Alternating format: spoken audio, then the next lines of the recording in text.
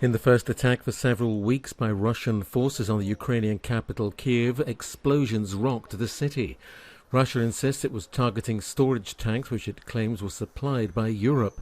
Ukraine says the rocket struck a site where trains are maintained and that no such tanks were there.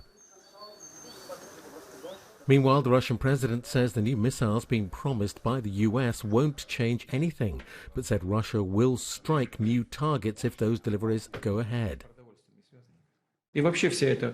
Anyway, all this fuss with additional arms deliveries has only one objective: to drag on armed conflict as long as possible.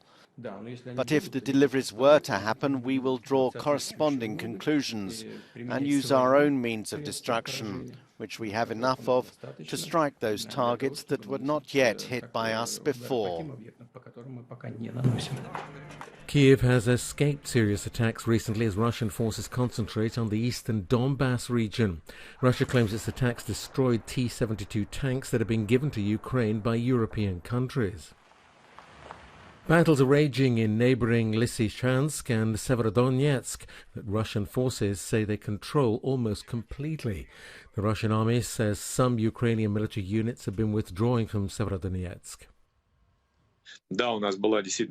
Indeed, we have had a difficult situation. As I said earlier, the Russians controlled about 70% of the city, but during the last few days they were pushed back.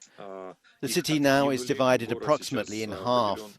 They are afraid of walking freely in the city.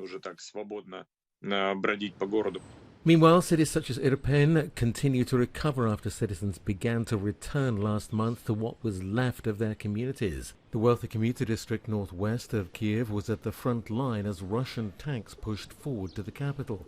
It's now making a slow recovery.